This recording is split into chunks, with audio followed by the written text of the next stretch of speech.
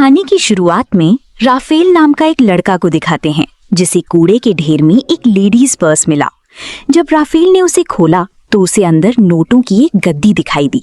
Rafale ने बिना किसी को बताए चुपके से उस पर्स को अपनी जेब में रख लिया और अपनी दोस्त गादू को बुलाकर वहां से तुरंत निकल गया।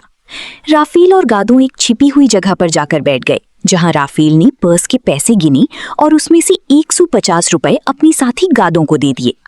राफेल ने पर्स को और अंदर से चेक किया तो उसे होसी नाम का एक आईडी कार्ड, एक पुरानी लॉटरी का टिकट और एक चाबी मिली। यही 3 मामूली चीजें आगे चलकर राफेल को करोड़पति बना देती हैं। थोड़ी देर बाद पुलिस उस बस्ती में पहुंची और हर कूड़ा बीनने वाले को वो पर्स ढूंढने के बदले 50 रुपए देने का वादा किया। गादू पुलिस के पास जाकर बात करने लगा जिसे अभी पूरी बात का पता नहीं था। जब पुलिस ने बताया कि वो एक लाल रंग का पर्स ढूंढ रही हैं और उसे लौटाने पर 1000 रुपए का इनाम मिलेगा तो गादू के चेहरे का रंग उड़ गया।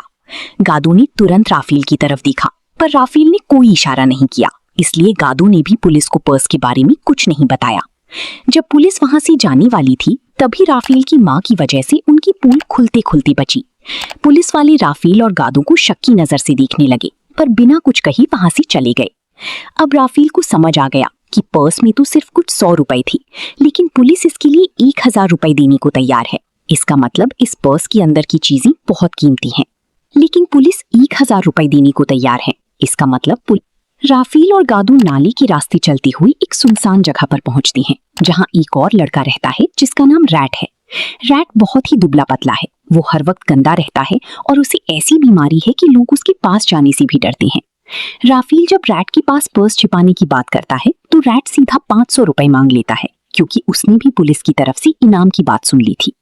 राफेल को रैट की ये मांग बहुत ज्यादा लगती है और वो पर्स लेकर वहां से जाने लगता है।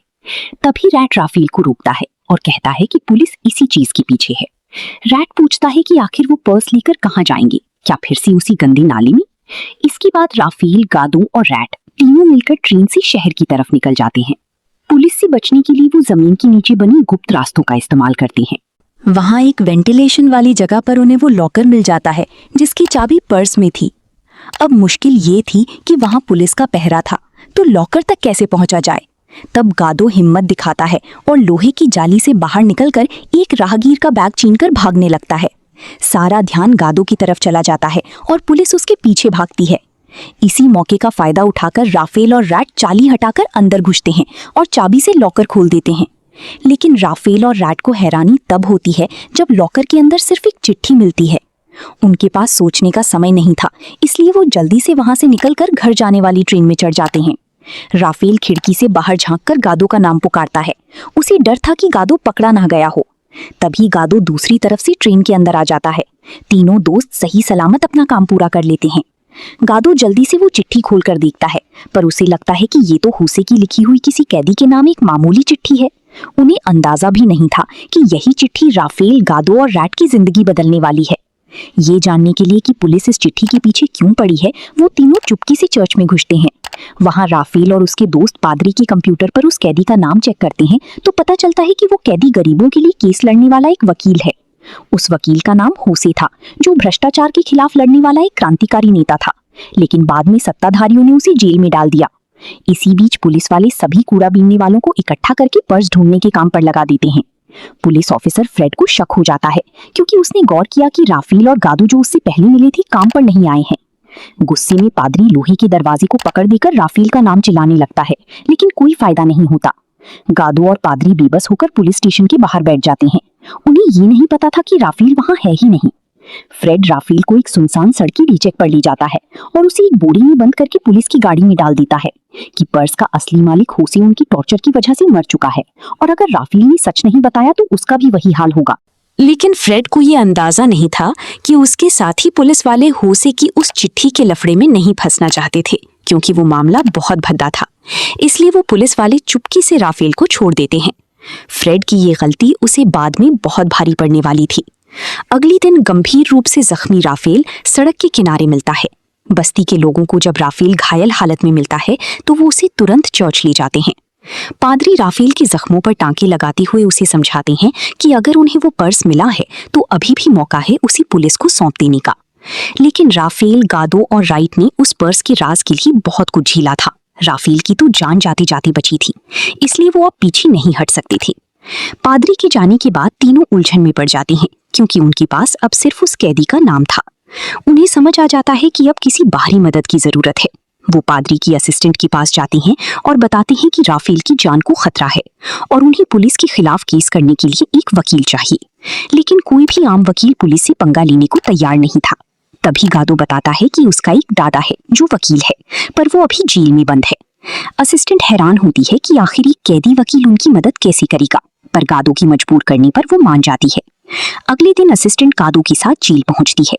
असिस्टेंट की गोरी होने की वजह से उन्हें अंदर जाने में थोड़ी आसानी होती है, फिर भी उन्हें गार्ड को 500 रुपए की रिश्वत देनी पड़ती है। आखिर में वो उस कैदी वकील से मिल लेती हैं। शुरू में वो बूढ़ा वकील उन पर भरोसा नहीं करता और उसे लगता है कि वो किसी फायदे के लिए आई हैं, पर जैसे ही गादो होसी का नाम लेता है वो बूढ़ा एकदम गंभीर हो जाता है। गादो उस चिट्ठी की एक एक बात उसे पीके कर सुनाता है। तब असिस्टेंट को एहसास होता है कि ये कोई मामूली बूढ़ा नहीं, बल्कि सालों पहले भ्रष्टाचार के खिलाफ लड़ने वाला मशहूर नेता है। वो भी अब सत्ताधारियों के खिलाफ इस लड़ाई के जाल में फंस चुकी थी। चिट्ठी की बातें सुनकर वो बूढ़ा वकील बहुत भावुक हो जाता है और पुलिस वाले से अपनी बाइबल लाने को कहता है। लेकिन पुलिस वाला कहता है कि मिलने का समय खत्म हो गया है और वो कल आकर अपनी किताब ले सकती हैं। वो खुद उसे उनके हाथ में देगा। बूढ़ा वकील बेबस था और उसे उनकी बात माननी पड़ती है। बूढ़ा वकील बेबस था, इसलिए वो बस गादो को उस बाइबल के अंदर छिपा राज बता पाता है। दूसरी तरफ राफेल और राइट भी खाली नहीं बैठी थी। राफेल राइट को लेकर शहर के बीचों बीच बनी एक बड़ी इलाके में जाता है। असल में कल रात जब पुलिस राफेल को टॉर्चर कर रही थी, तब उसने गलती से वहां की डिप्टी मेयर का नाम सुन ली। लेकिन उनकी फटे हाल हालत देखकर नौकर को उन पर तरस आ जाता है। वो उन्हें पुलिस को पकड़ाने के बजाय चुपचाप बाहर ले जाता है।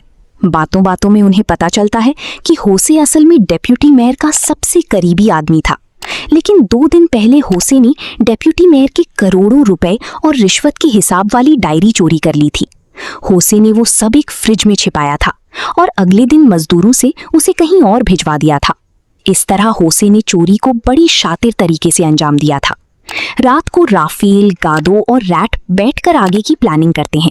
उन्हें समझ आता है कि उस फ्रिज तक पहुंचने का रास्ता सिर्फ उस बाइबल के अंदर छिपी रात से ही मिलेगा। लेकिन उस लालची पुलिस वाले ने गादो से बाइबल के बदले 1 लाख रुपए की मांग की थी। अब सबके सामने पैसों की दिक्कत आ गई। सब पादरी की असिस्टेंट की तरफ देखने लगी, पर उसके पास भी इतने पैसे नहीं थे। असिस्टेंट ने कहा कि वो पहले उनकी कहानी रिकॉर्ड करेगी और फिर पैसों का इंतजाम सोचेगी। इन सबको ये नहीं पता था कि डेप्यूटी मेयर को उनकी जेल जाने की खबर मिल चुकी है। उसने तुरंत पुलिस ऑफिसर फ्रेड को फोन किया और हुक्म दिया कि उन बच्चों को खत्म कर दिया जाए। थोड़ी ही देर में राफेल को बाहर पुलिस की गाड़ियों की आवाज सुनाई देती है। तीनों दोस्त जान बचाकर भागने लगते हैं, पर बदकिस्मती से पुलिस असिस्टेंट को पकड़ लेती है। जाते जाते पुलिस वाले पूरी बस्ती में आग लगा देते हैं। बेचारे कूड़ा बीनने वाले बेघर हो जाते हैं और चर्च में पनाह लेते हैं। हालात बिगड़ते देख राइट चुपके से पादरी के कमरे में घुसता है और उनकी अलमारी से पैसे चुरा लेता है ताकि बाइबल हासिल की जा सके। उधर गादो ने मौका पाकर एक नुकीले हुक से उस लालची पुलिस वाले पर हमला कर दिया और उससे वो बाइबल छीन ली। गादो रसोई के संकरे रास्तों का फायदा उठाकर छत की तरफ भागता है और वहां से वो बाइबल राइट की तरफ फेंक देता है। पुलिस वाले ये देखकर गादो के पीछे पड़ जाते हैं। तभी राफेल अपनी साइकिल लेकर आता है और राइट फुर्ती से वो बाइबल राफेल की चलती साइकिल में उछाल देता है। तीनों दोस्त अपनी चालाकी से पुलिस को गोल गोल घुमा देते हैं, जिससे पुलिस वाले चिढ़कर उन पर गोलियां चलाने लगते हैं। पर राफेल निडर होकर उन्हें खरी खोटी सुनाता है और वहां से निकल जाता है। इसके बाद वो तीनों एक पुरानी अधभनी इमारत में छिप जाते हैं। गादो बाहर खाने की तलाश में निकलता है, जबकि राफेल और रैट वहीं रुककर बाइबल का राज सुलझाने में लग जाते हैं। वो उस पुराने लॉटरी टिकट के पीछे लिखे नंबरों को बाइबल के पन्नों और लाइनों से मिलाते हैं। उधर गादो पास के एक इलाके में कूड़े के ढेर से खाना ढूंढ रहा होता है। तभी एक लड़की उसे देखकर उसकी तरफ खींची चली आती है और उससे बातें करने लगती है। अभी उनकी बातें चल ही रही थीं कि अचानक वहां पुलिस की गाड़ियां आ धमकती हैं। गादो समझ जाता है कि उनकी खबर पुलिस को लग चुकी है और वो वहां से तेजी से भागता है। सीढ़ियों पर पुलिस वालों का पहरा था, इसलिए गादो अपनी जान जोखिम में डालकर दीवार के सहारे ऊपर चढ़ जाता है और पुलिस के पहुंचने से ठीक पहले अपने साथियों को खबर कर देता है। तीनों दोस्त बंदरों की तरह फुर्ती से छतों पर भागने लगते हैं। ये हुनर तो जैसे गरीबों को विरासत में मिला होता है। लेकिन पुलिस ने उन्हें चारों तरफ से घेर लिया था। तभी वही लड़की उन्हें देख लेती है और उन्हें लड़कों की एक ग्रुप के पास ले जाती है। जब उन लड़कों को पता चलता है कि पुलिस इन बच्चों के पीछे पड़ी है तो वो उनकी मदद के लिए तैयार हो जाते हैं और अपनी बाइकों पर बिठाकर पुलिस की नाके को तोड़ते हुए उन्हें सुरक्षित निकाल ले जाते हैं। बाद में फ्रेड भी उसी अदबनी इमारत में पहुंचता है जहां उसी दीवार पर लिखे कुछ नंबर मिलते हैं। वो नंबर असल में एक फोन नंबर था। राफेल पहले ही उस नंबर पर फोन कर चुका था जो एक कब्रिस्तान का निकला। अब उन्हें समझ आ गया कि होसे ने सारा सामान और पैसे कब्रिस्तान की कब्र में छिपाई हैं।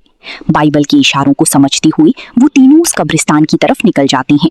वो तीनों 17 नंबर की कब्र के सामने पहुंचते हैं। तभी वहां एक छोटी लड़की आती है। पता चलता है कि वो होसे की बेटी है। उसने अपने पापा से यही मिलने का वादा किया था, पर उसे नहीं पता था कि उसके पापा अब कभी नहीं आएंगे। अभी वो बातें कर ही रही थी कि पुलिस ऑफिसर फ्रेड वहां आ धमकता है। वो गादो और राइट को पकड़ लेता है और राफेल को धमकी देता है कि अगर उसने नहीं बताया कि सामान कहाँ है तो वो उन्हें मार देगा। राफेल ना चाहते हुए भी सच बता देता है। फ्रेड के हुक्म पर वो कब्र की दीवार तोड़ती हैं और ताबूत बाहर निकालती हैं। जैसे ही ताबूत खुलता है फ्रेड की आंखें फटी रह जाती हैं। वो नोटों और रिश्वत की डायरी से भरा हुआ था। फ्रेड खुश होकर डिप्टी मेयर को फोन करता है कि उसी डायरी मिल गई है, लेकिन वो झूठ बोल देता है कि करोड़ों रुपए गायब हैं ताकि वो खुद उन्हें रख सके। फ्रेड अपनी जीत की खुशी मना ही रहा था कि तभी होसे की बेटी चुपके से उसके पीछे पहुंच जाती है। वो एक भारी पत्थर उठाकर फ्रेड के सिर पर दे मारती है। मौका पाकर राफेल जमीन पर गिरी पिस्तौल उठा लेता है और फ्रेड के माथे पर तान देता है। उसके साथी चिल्लाते हैं कि गोली मार दो। राफेल का हाथ कांपने लगता है। उसे फ्रेड पर बहुत गुस्सा आ रहा था, पर वो इतना बेरहम नहीं था कि किसी की जान ले ले। राफेल पिस्तौल हटाकर फ्रेड के चेहरे पर एक जोरदार मुक्का मारता है और पैसों के बैग लेकर वहां से निकल जाता है। वो पैसों को एक कूड़े वाली गाड़ी में छिपाकर अपनी पुरानी बस्ती लौट आते हैं जहां उन्होंने अपनी जिंदगी के 10 साल बिताए थे। उनका मकसद अब उन पैसों से वहां के गरीबों की किस्मत बदलना था। राफेल पैसों के 3 बढ़िए बैग लेकर पहाड़ी की चोटी पर जाता है और लाखों रुपए नीचे बस्ती की तरफ उड़ा देता है। नोटों की बारिश होते देख गरीब लोग अपना काम छोड़कर उन्हें बटोरने के लिए दौड़ पड़ते हैं। उधर राइट चुपके से पादरी के कमरे में जाता है और जो पैसे उसने चुराए थे उसका 10 गुना वापस रख देता है। साथ ही वो डिप्टी मेयर की रिश्वत वाली डायरी भी वहीं चोरीच देता है। पादरी और उनकी असिस्टेंट उस डायरी के सारे सबूत इंटरनेट पर डाल देते हैं। देखते ही देखते ये खबर आग की तरह फैल जाती है और मीडिया में डिप्टी मेयर की काले कारनामों का पर्दाफाश हो जाता है। पूरे शहर के लोग राफेल और उसके दोस्तों की सलामती की दुआ मांग रहे थे, पर उन्हें क्या पता था कि वो तीनों दोस्त पैसों का आखिरी बैग लेकर समुद्र किनारे निकल चुके हैं, जहां अब वो एक आजाद और खुशहाल जिंदगी जी रहे थे।